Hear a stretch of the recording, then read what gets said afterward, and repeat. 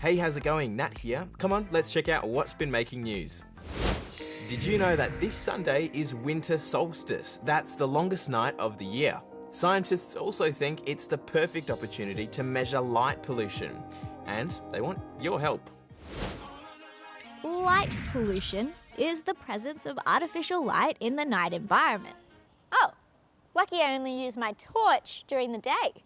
While it makes our lives easier, our human-made light can create some big problems. Many nocturnal species have adapted to use the cover of natural darkness to carry out important activities like feeding and migrating. When we introduce artificial light, it can impact on these species. It doesn't just affect animals. Light pollution can keep you up past your bedtime, waste electricity, and make astronomy harder. If you've ever struggled to find the Southern Cross from your backyard, you're not alone. Scientists say here in Australia we don't actually know that much about how light pollution affects us, and they want to change that. So, this Sunday, on the longest night of the year, they want you to help map it across the country and attempt a world record. The aim is to have as many people as possible do some online activities and step outside to record how many stars they can see around the Milky Way and the Southern Cross. Scientists will then use that info to create a map of Australia's darkest skies. So, will you brave the cold and look up at the stars? It's a little bright still. Maybe you should wait till nighttime. I don't know. University fees are about to change in a big way.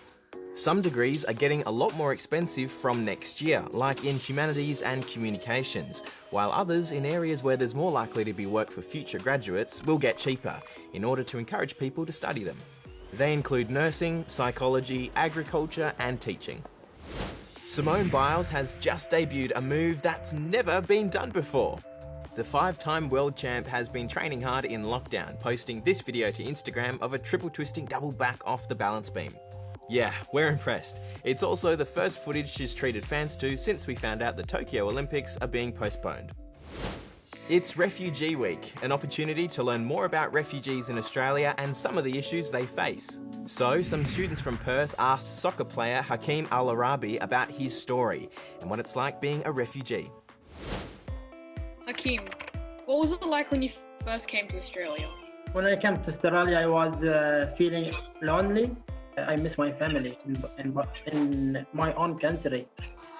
These kids from Bannister Creek Primary School in Perth had a pretty special virtual visitor to their classroom for Refugee Week.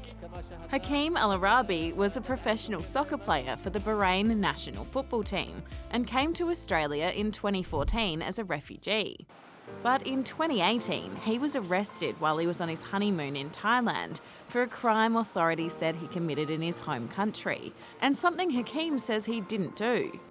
It sparked a massive campaign led by former Socceroos captain Craig Foster, which brought him back to Australia. Craig Foster was there to answer questions too. When you first heard about Hakeem, how did you feel and why did you want to help him? When I first heard about Hakeem, I thought, oh, gee, you know, he's just a young man and he needs our help.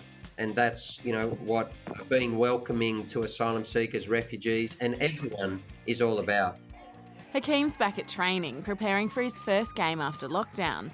And these guys say they've learnt a lot from talking to him during Refugee Week. For this next segment, I won't be sitting in the middle. I'll be sitting right here. Because why not? There's a first time for everything. Like these baby otters, Bubble and Squeak. For the first time ever, they got to explore their habitat at London Zoo after spending the first few months of their lives inside a cosy holt. That's an otter den, by the way. And don't worry, I'm sure that's just the way parent otters like to carry baby otters. Fortnite Splashdown has splash landed. It's the latest chapter in the massive multiplayer online game, bringing with it a focus on water battles, and for the first time ever, sharks. Players can choose to loot them or even ride them, like a jet ski. And finally, here's a weird TikTok trend that you'll either love or hate. People have been leaving their cereal in the freezer and then eating it, claiming it tastes better and makes the cereal more crunchy. I prefer toast. Frozen toast.